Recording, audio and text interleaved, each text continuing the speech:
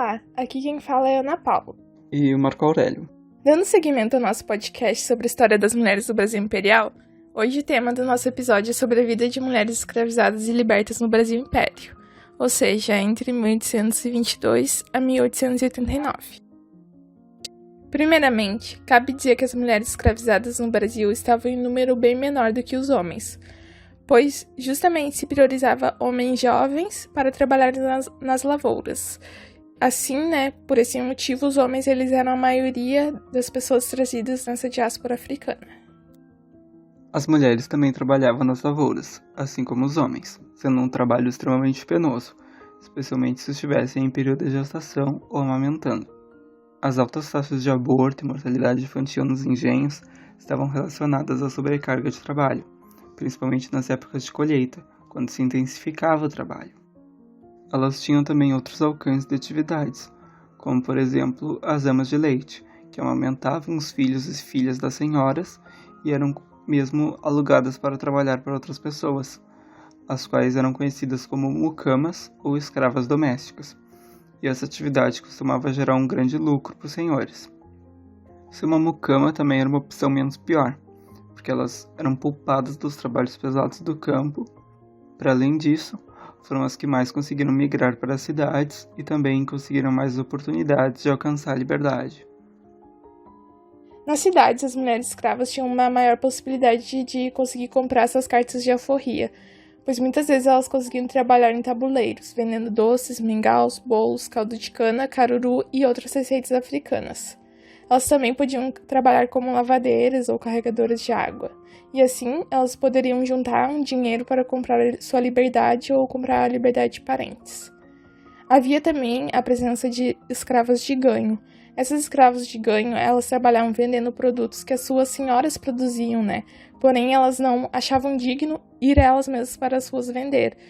Mas isso tinha um lado bom, pois muitas vezes elas também conseguiam vender os seus próprios produtos e juntar também um dinheiro, gerando assim uma relação de dependência mútua, pois essas senhoras dependiam da venda desses produtos.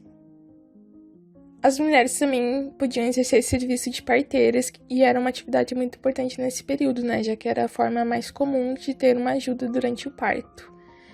Nesse período também era muito comum de acontecer a morte no parto, tanto da mãe como do bebê ou de ambos.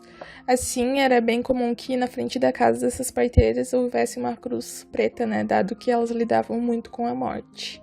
Isso se dava muito também pela própria falta de conhecimento sobre os processos fisiológicos e as próprias condições de higiene da época. Podiam se ocupar também no pequeno comércio ambulante, ou exercer ofícios de costureiras, bordadeiras e as diversas profissões do mundo doméstico.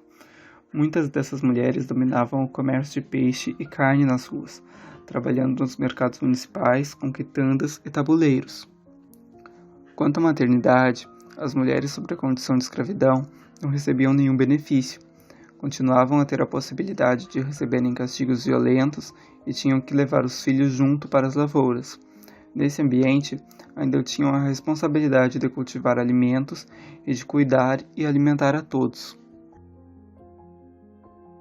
As mulheres também sofriam diversos tipos de violência, tanto mais que os homens, Dado o baixo número de mulheres, o número de casais entre os escravos também era mais baixo. Sendo assim, acontecia muitas vezes mortes de mulheres e de violência por parte dos seus parceiros de escravidão, Dado que as mulheres acabavam sendo mais disputadas, então havia muitas questões de ciúme envolvida nisso.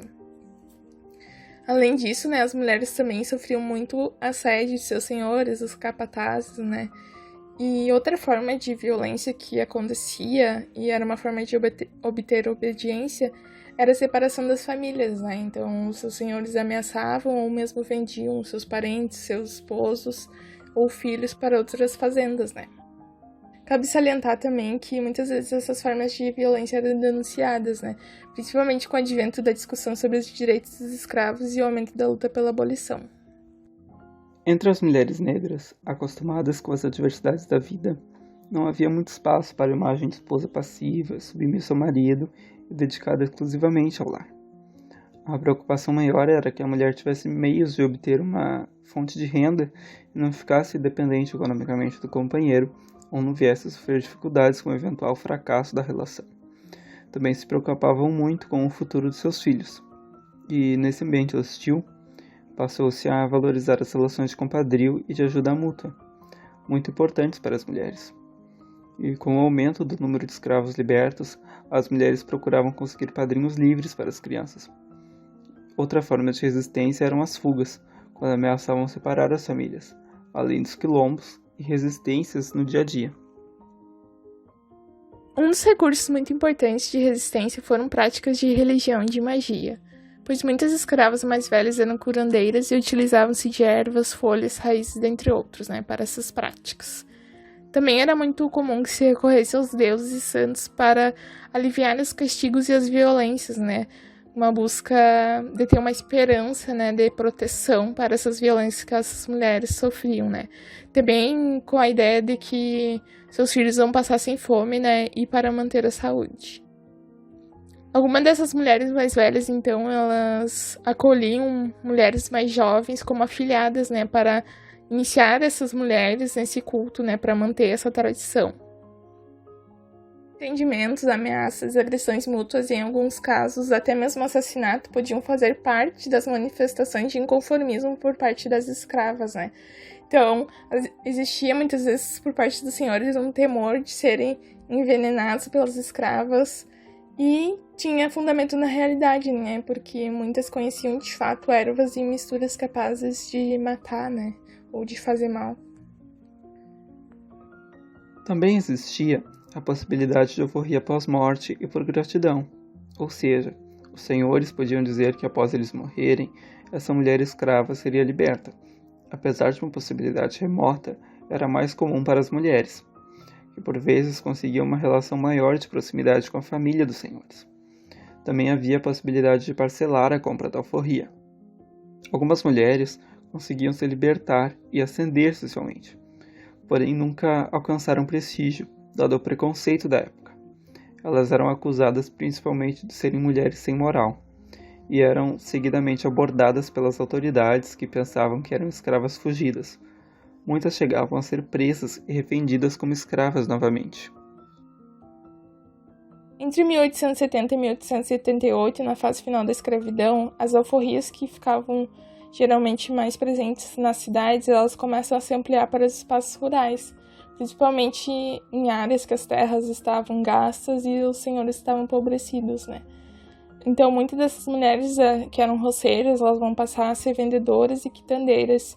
E, na cidade, elas conseguiam comprar a própria alforria com esse dinheiro que elas juntavam, O movimento dessas mulheres com uma liberdade foi justamente uma aventura árdua, com embaraços e impedimentos de todo tipo nas mais diferentes instâncias, incluindo aí as violências perpetradas no seio familiar em nome de uma suposta honra masculina, Então, além de tudo, elas tinham que lidar com o racismo e com o machismo que já existia na sociedade.